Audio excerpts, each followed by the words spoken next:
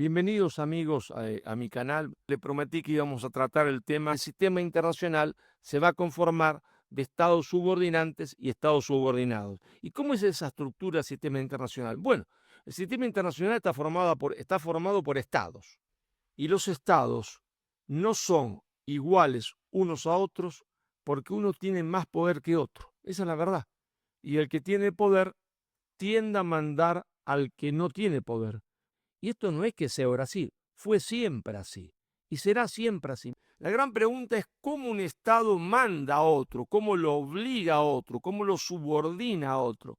Crear un entramado económico que haga que el otro esté subordinado al que más poder tiene. Es decir, un Estado A crea sobre un Estado B, C, Z y H una estructura, un entramado, una telaraña económica que lo hace dependiente. Históricamente, el primer país que va a ejercer la subordinación ideológica cultural se llamó Gran Bretaña, Inglaterra en realidad. El Banco Británico, Inglaterra, que le presta dinero al gobierno de Buenos Aires, le presta una cantidad de dinero tan asombrosa que, sacando las cuentas, cualquiera podía darse cuenta que el gobierno de Buenos Aires jamás iba a poder pagar ni los intereses de ese empréstito. Es decir, Inglaterra sabía que la Argentina ni siquiera podía pagar los intereses de ese empréstito. ¿Por qué le presta a otro más que lo que el otro puede pagar? Muy sencillo, para tenerlo subordinado al otro, porque a partir de ese momento lo subordina. ¿Qué prefieren las grandes potencias? Prefieren lo que yo denomino la subordinación ideológica cultural. ¿Y qué es la subordinación ideológica cultural? Es hacerle creer al otro una idea que en realidad el otro no ha creado, que la he creado yo, la potencia hegemónica, pero el otro cree que la ha creado él, que le sirve a él, para que el otro haga lo que yo quiero que haga sin necesidad de que yo se lo diga. Brezhnev Brzezinski le llama directamente colonización cultural, para hacerle creer una determinada idea, una determinada ideología, una forma cultural, para que el otro haga lo que esa potencia hegemónica quiere que se haga sin necesidad de lo que se lo diga a uno. Isabel I de Inglaterra, terrible mujer que perseguía el catolicismo, pero desde el punto de vista económico para los ingleses fue muy, pero muy importante. ¿Cómo hizo Inglaterra para convertirse en la principal potencia industrial del mundo? Fue la mano mágica de la política, porque en términos de mercado, nunca podría haber Inglaterra competido con los Países Bajos, jamás. Porque los Países Bajos tenían mercado, tenían escala de producción y tenían experiencia en producción. Producían bien, barato y bueno. Isabel prohíbe la exportación de lana. Como también estos países estaban en guerra con España, que era otro productor de lana, sin lana inglesa y sin lana española, esos productores estaban condenados a la muerte. Y una vez que la industria de los Países Bajos no desapareció, pero quedó en la ruina, entonces Inglaterra, que no era productiva, que no podía competir en el mercado, se convirtió en el único productor. Y ahí que adquirió, ahí tuvo escala de producción. Y al tener escala de producción bajó los costos. Y a través del tiempo adquirió experiencia. Entonces los productos ingleses fueron buenos. Es que Inglaterra quiere que el otro no se industrialice. Quiere que no tenga industrias. Porque la industria es poder y lleva a la fabricación de armamento. Y si el otro fabrica los mismos armamentos que Inglaterra, como el poder es un juego de suma cero, no puede mandarlo. No puede mandarlo. Inglaterra se convierte a partir de 1750 en la primera potencia industrial del mundo. Los ingleses inventan el libre comercio como una herramienta de subordinación cultural. ¿Y a quién le van a vender ese libre comercio? A los giles del mundo, que éramos nosotros los hispanoamericanos recientemente independizados. Entonces, por lógica consecuencia, es cierto que todo proceso emancipatorio exitoso solo puede ser el resultado de una insubordinación ideológica contra el orden ideológico establecido por la potencia dominante, en este caso el libre comercio, más un adecuado impulso estatal. ¿Y cómo es el adecuado impulso estatal? No se puede saber. Eso es del arte de la política. Es como se entiende, yo tengo una semilla de roble. ¿Qué quiere, se entiende, los liberales? Pongo la semilla, no la riego. No crecerá nunca si no llueve. ¿Qué quiere el estatismo loco? Le echo 10 litros de agua, lo pudro. No, no, hay un equilibrio, una armonía. Debo saber cuándo echarle agua.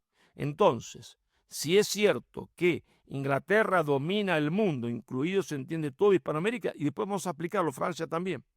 a través de la subordinación ideológica cultural, es cierto que todo proceso emancipatorio exitoso, todo proceso de construcción de poder nacional, todo proceso de desarrollo, solo pueden hacer a través de una insubordinación ideológica más un adecuado impulso estatal. Entonces, hay una necesidad de Inglaterra de dividir para reinar, de dividir para reinar. Entonces predica el nacionalismo de campanario, que los argentinos se crean enemigos de los chilenos, que fueron siempre enemigos, que los peruanos son enemigos de los ecuatorianos, que Chile es enemigo del Perú y de Bolivia, y así tutti quanti. Todos somos ignorantes de nuestra propia historia, pero nuestra historia ha sido falsificada. Y también hubo una guerra terrible, que fue la Guerra del Pacífico, otra guerra creada, instigada por Inglaterra. Otro país que estaba creciendo autocentradamente era el Perú.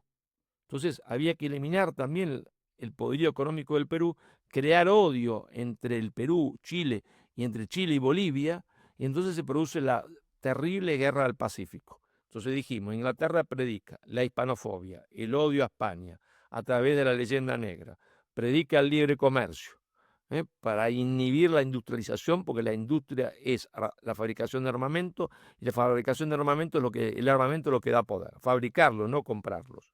Predica nacionalismo de campanario. ¿Y qué más va a predicar Inglaterra?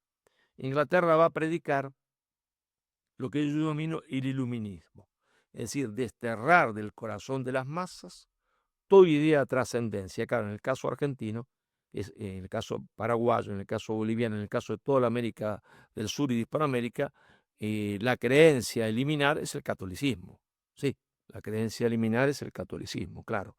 ¿Y por qué a Inglaterra le interesaría esto, profesor? Es decir, entendemos que a Inglaterra le interese la hispanofobia, el odio a España para hacer una ruptura histórica, para crear odio entre España y Hispanoamérica, para que haya un trauma que fomenta, se entiende también, que se abandone la religión, esta hispanofobia. ¿Por qué? Porque si España vino a matar, a robar y para eso mató y asesinó, es un genocidio, hay que rechazar todo lo que trajo, se entiende, el invasor, entre ellos la religión y la lengua, que es lo que quieren los indigenistas.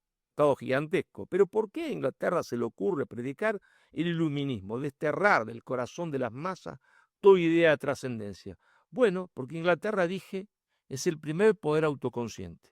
Inglaterra sabe que en el origen del poder de las naciones siempre hay una fe fundante.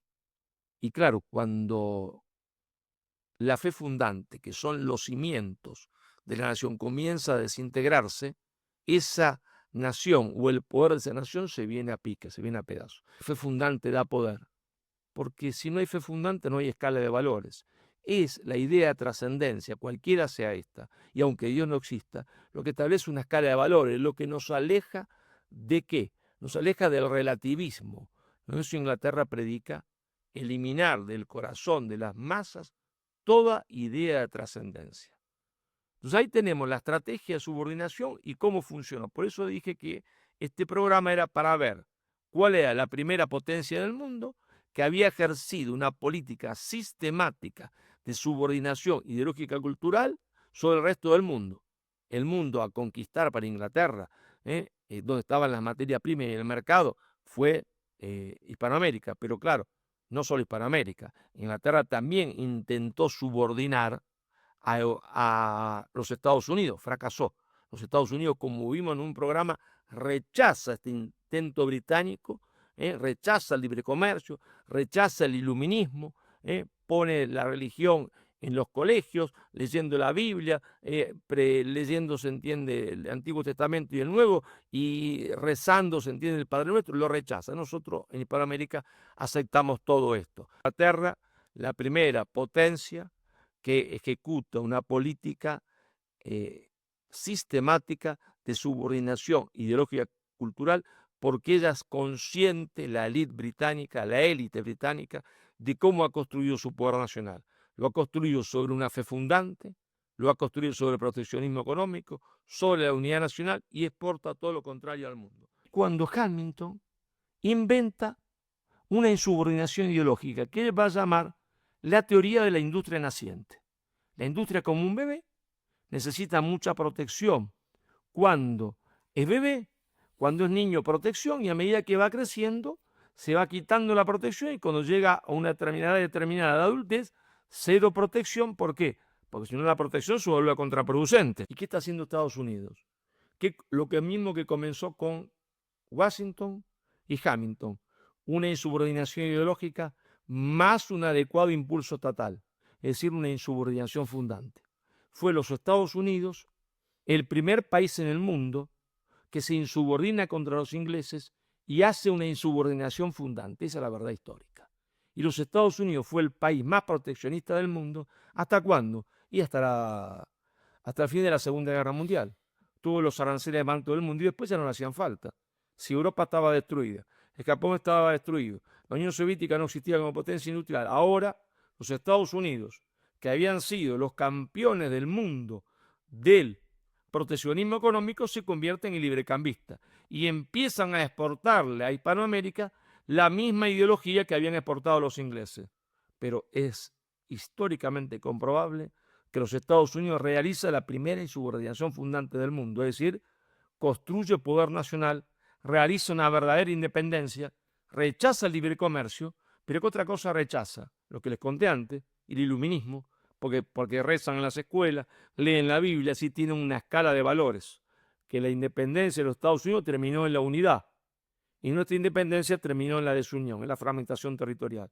Entonces, la potencia de los Estados Unidos está en la unidad y la industrialización, y nuestra impotencia en que terminamos en la desunión y aceptamos el libre comercio. Crecimos rápido porque teníamos buenos productos para exportar, pero no teníamos industria. Pero no se crean que la industria solamente es una cuestión económica, no, la industria es poder, mucho poder, porque la industria que equivale también siempre hasta el día de hoy, claro, hoy hay otro tipo de industria, ¿no? Tecnológica, satélite, ¿no es cierto?, inteligencia artificial, es otra cosa. La industria era poder. Los Estados Unidos construyó poder nacional. ¿Qué hizo Argentina? Creció, y mucho. Pero en vez de construir poder, construyó una gran ciudad que fue Buenos Aires. Bonita, fantástica, el Teatro Colón más lindo del mundo, el hipódromo más lindo del mundo, pero eso no era poder. Los Estados Unidos construyeron poder. Nosotros no, el Perú no, Venezuela no, Colombia no. Entonces, la primera insubordinación fundante fue la insubordinación fundante de los Estados Unidos de Norteamérica, no socialista, no marxista, no, Estados Unidos de Norteamérica. Esta es una forma de subordinación muy eficiente en el corto plazo, porque al cabo de meses, un año, el otro Estado le impone su voluntad. Pero es eficiente en el corto plazo e ineficiente en el largo plazo. Entonces los Estados buscan otra forma de subordinación. Bueno, por ahora lo dejo acá y no se pierdan el próximo programa que vamos a hacer. Llamémosle programa, quizás clase, llámelo como usted quiera, pero creo que va a estar importante que sigamos para ver cuál fue el primer Estado que subordinó ideológicamente y de forma sistemática al resto de los Estados.